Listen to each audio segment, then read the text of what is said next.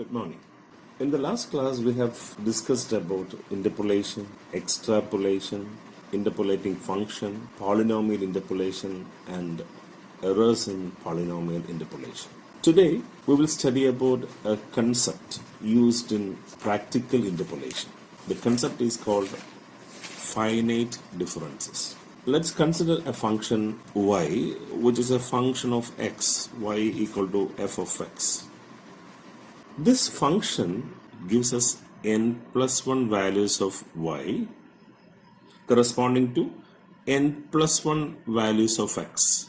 The x values are represented by xi and they are known as arguments. The corresponding y values are represented by yi and they are usually called entries. These arguments and entries together form a table of values represented by xi, yi. This means you have n plus 1 values of xi and correspondingly you have n plus 1 values of yi. Now let's define what a forward difference is. A forward difference is a type of finite difference which is represented by the symbol delta. We have the n plus 1 y values, y0, y1, y2, etc., yn. This is a set of values of y. The first forward differences are represented by delta y0, which is taken as y1 minus y0. This is the first forward difference of y0. Likewise, you have the first forward difference of y1, which is given by y2 minus y1. Now, delta y2, which is the first forward difference of y2, is given by y3 minus y2. Likewise, we have the first forward difference of the n minus 1th y value, which is given by yn minus yn minus 1. You cannot have the first forward difference of nth value of y, because then you need to have a yn plus 1, which is absent. We know we have only n plus 1 values of y, and the last y value is yn. So we cannot have delta yn. The second forward difference are represented by delta square y0. This is a second forward difference of y0, which is given by delta y1 minus delta y0. The second forward difference of y1 is delta y2 minus delta y1, etc. You can have the second forward difference of the n minus 2th y, yn minus 2 equal to delta yn minus 1 minus delta yn minus 2. This is the last second forward difference that we can possibly imagine. Likewise, we can have the third forward difference, delta cube y0 equal to delta square y1 minus delta square y0. The third forward difference of y1 equal to delta square y2 minus delta square y1, etc. The last third forward difference is delta cube yn minus 3. This is equal to delta square yn minus 2 minus delta square yn minus 3. In general, we may write delta raised to r yi. The r forward difference of ith y could be written as delta raised to r minus 1 yi plus 1 minus delta raised to r minus 1 yi. This is the general equation for the forward differences. Here, the term y0 is called the leading term, and the differences of this leading term, delta y0, delta square y0, delta cube y0, etc. These are called the leading differences. The finite differences, particularly the forward differences, have certain important, rather interesting properties. Let's start with a property of the forward difference. The first property is that any higher order leading difference, like delta square y0, delta cube y0, delta raised to 4y0, delta raised to 5y0, etc. These are the higher order leading differences. These leading differences can be represented or can be expressed in terms of y values.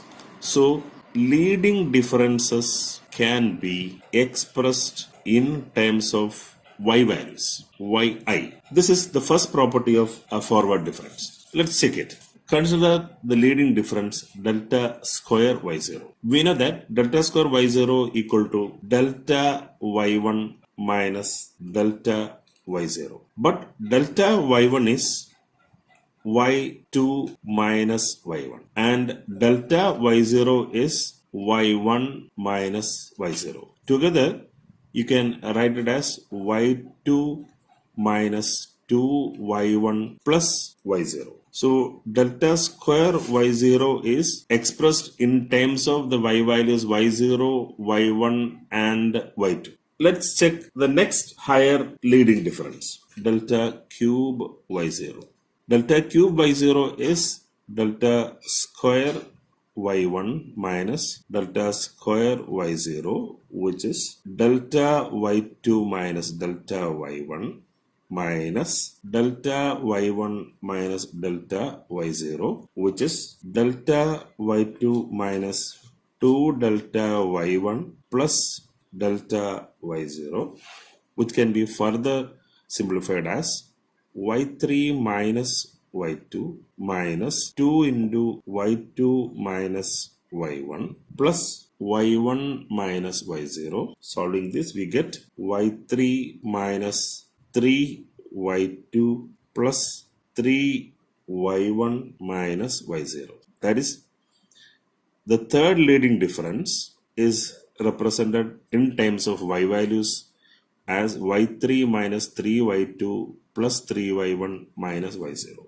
Let's check one more. Delta raised to 4 y0, which is delta cube y1 minus delta cube y0 equal to delta square y2 minus delta square y1 minus delta cube y0. Let's place it like this only, and this is equal to delta y3 minus delta y2 minus delta y2 plus delta y1 minus delta cube y0. This is equal to y4 minus y3 minus y3 plus y2 minus y3 plus y2 plus y2 minus y1 minus delta cube y0. And you can simplify this as y4 minus 3y3 plus 3y2 minus y1 minus delta cube y0. Now we write the value of delta cube y0 from the previous result, and we get it as y4 minus 3y3 plus 3y2 minus y1 minus y3 minus 3y2 plus 3y1 minus y0, which gives as the final result y4 minus 4y3 plus 6y2 minus 4y1 plus y0. Now this is the result of delta raised to 4y0, or the fourth leading difference of y value, fourth leading difference. Now look at the coefficients. Here the coefficients are 1, 2 and 1 for the y values. Here the coefficients of y's are 1, 3, 3, 1. And here the coefficients of y values are 1, 4, 6, 4, 1. Or in other words, the coefficients of the y values in the expansion of the leading differences are nothing but binomial coefficients. Now, using this result, we may write a general equation for the leading difference. We may write it as delta raised to n y0, that is n the leading difference, equal to yn minus n c1 yn minus 1 plus n c2 yn minus 2 minus etc. plus the last term minus 1 raised to n y0. So this is the general equation for the general expression for the nth leading difference. Now let's go to the second property. In fact, this second property is an expansion or an extension of the first property itself. And the property is this: the forward differences other than the leading differences can also be expressed in terms of y values. So the first property talks about the leading differences which can be expressed in terms of y values, and property 2 talks about general differences other than the forward differences which can also be represented or expressed in terms of y values. Let's start with delta square y1. This is a second forward difference of y1 which can be written as delta y2 minus delta y1, which is equal to y3 minus y2 minus y2 minus y1. Or finally you can write it as y3 minus 2y2 plus y1. Delta square y1 could be expressed in terms of y values y1, y2 and y3 as y3 minus 2y2 plus y1. Again, the coefficients of y values are 1, 2, 1 as in the previous case, as in the case of the leading difference delta square y0. Let's check another one.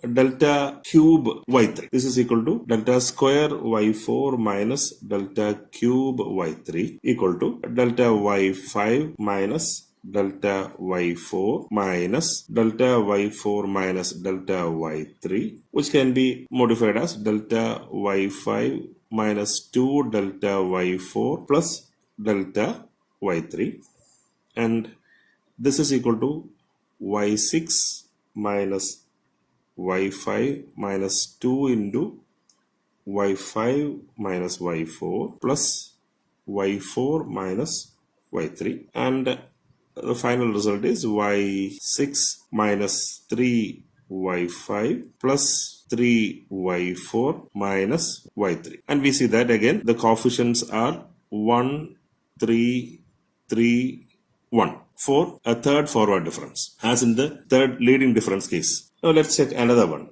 Delta cube y7. This is equal to, we're checking the third forward difference, but the third forward difference of y7. Delta square y8 minus delta square y7 equal to delta y9 minus 2 delta y8 plus delta y7. You can directly get it from this result, and this is equal to y10 minus y9 minus 2 into y9 minus y8 plus y8 minus y7. Modifying this, we get it as y10 minus 3y9 plus 3y8 minus y7, and the coefficients are 1, 3, 3, 1.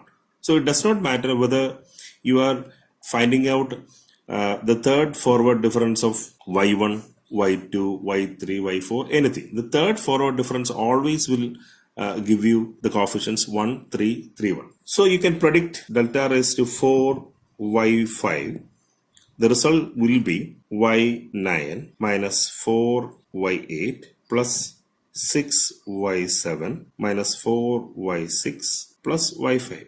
The coefficients are clearly 1, 4, 6, 4 and 1 as expected in the binomial expansion. So we can write a general expression for the forward differences as delta raised to nyi equal to yn plus I minus nc1 yn plus I minus 1 plus nc2 yn plus I minus 2 minus etc. plus the last term minus 1 raised to nyi. This is the general expression for the nth forward difference of any y.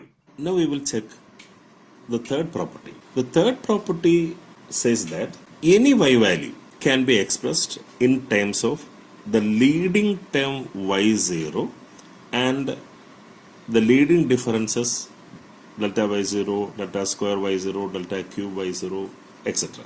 Now we need to prove this. Let's check what is delta y0. The first leading difference, delta y0, is given by y1 minus y0.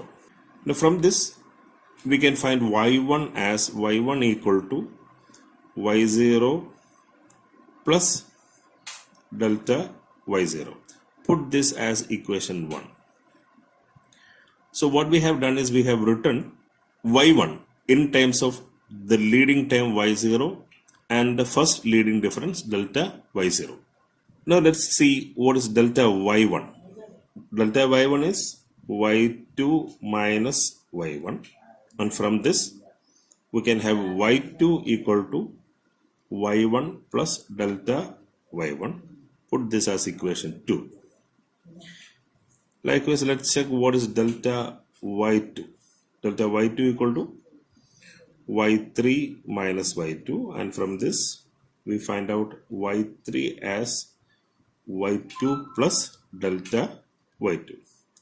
Put this as equation 3. We will need these three equations. Again, let's find what is delta square y0.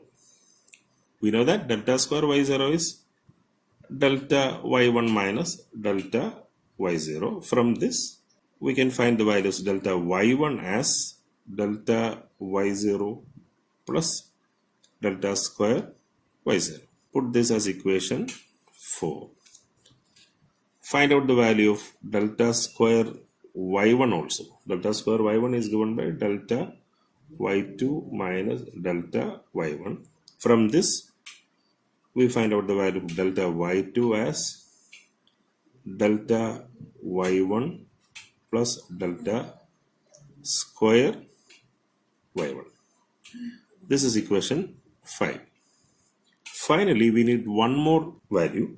Delta cube y0 is given by delta square y1 minus delta square y0.